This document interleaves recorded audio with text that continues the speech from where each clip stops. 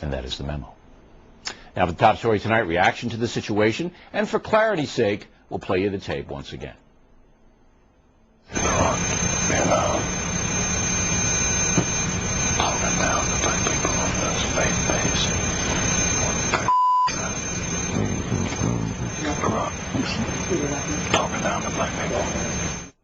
Joining us now from Raleigh, North Carolina, radio talk show host Warren Ballentine, and from Washington, Chicago Tribune columnist Clarence Page.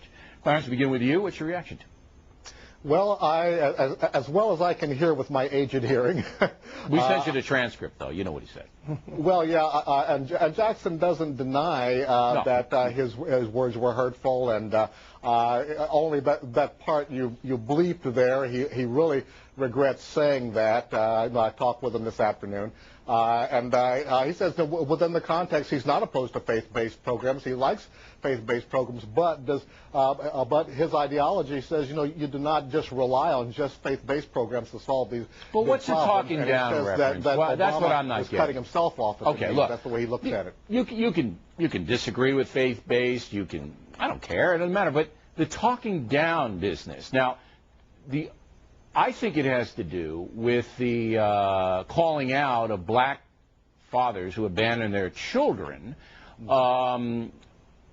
Maybe I'm wrong, because the faith-based statement that Barack Obama made had no condescension to it at all. You couldn't possibly take that away from that.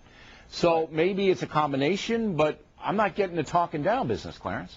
Well, I think he sees, well, as he put it to me, he feels there are people out there who feel that all black people need to do is just work hard and have faith, and all these problems will be solved, and that's too simplistic. And he doesn't want to see Barack Obama play into that kind of thinking. But as he says, his support for Obama is unequivocal. All right, what do you think, Warren? This is an ideological dispute. Well, Bill, to be honest with you, I don't think it's that big of a deal. I'm going to tell you why. I mean, I think this would have been more damaging coming from Reverend Sharpton than Reverend Jackson. To be honest with you, I think we're at a point in black America where when you look at civil rights leadership, I think the torch has been passed to Reverend Sharpton. Also, I honestly, as far as talking down, I spoke with Reverend Jackson as well, and what he was saying was that, look, we need to be talking about jobs and education, not just faith-based organizations and faith-based church initiatives.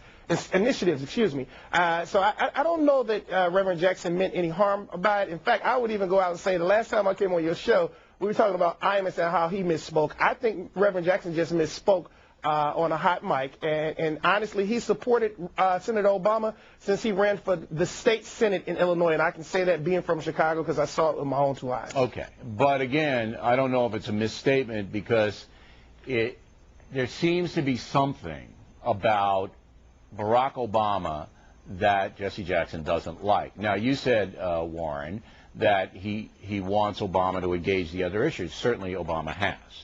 Obama's talked about all of those things, jobs, discrimination. He gave the long speech in Philadelphia on race, so he has.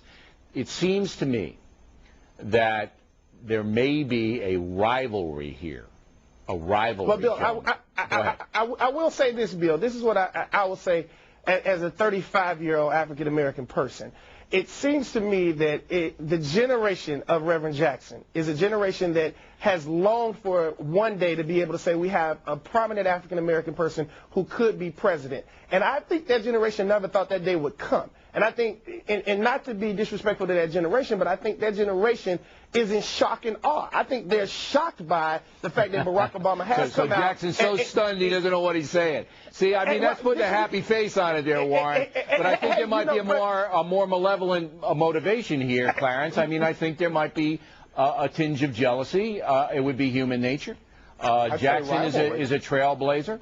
I would say ideological rivalry. I think he supports Barack Obama, but he doesn't want to see Barack go too close to the middle. You remember back in the 80s when Jesse ran for president, and he became not just the leading black spokesman in the country for a while there, but a leading spokesman for the left, as you put it, the far left. And he made no bones about it. All right, so he doesn't like. So you think it's not so much about race; it's about ideology. Exactly. You know, just like he and Bill Clinton have had a rivalry going along those lines. Jackson burned up the. He must have made 578 phone calls, except to me. I was the only one who didn't get one. That's right. I spoke to him. I don't know about the rest of you. And I want to tell the audience, and I want to tell Say hi to you, Bill. I want to tell everybody that we held back some of this conversation, and we did that because we didn't feel that it had any relevance to the conversation this evening. So Bill, I do. Well, wait, Warren. I just want to make this very clear. We're not out to get Jesse Jackson. We're not out to embarrass him. We're not out to make him look bad. If we were, we would have used what we have, which is more damaging than what you heard. What we are trying to get out here is that there are some people who believe that the victimization deal, okay, goes to hell if Barack Obama is elected president. The accusation that we live in a racial society, it's not fair to black, all blows up if you get Obama into the White House. I got 30 seconds for each of you. We'll start with you, Warren, and then we'll give you the last word, Clarence. You know, I don't know if that all goes to hell, Bill, but I will say this. Whether Barack Obama is the president or not, that doesn't heal or solve everything in the black community. And when you're talking about injustices, that's what we're dealing with. Injustices, not just racism or sexism. We're talking about injustices. 15 seconds, man. Well, I've written that. I think Reverend Wright feels a lot of that Barack's election would really just knock down the notion that this is such an irredeemably racist country. But, you know, if Barack is elected, doesn't mean we've seen the last of Al Sharpton or Jesse Jackson. Sure. Gentlemen,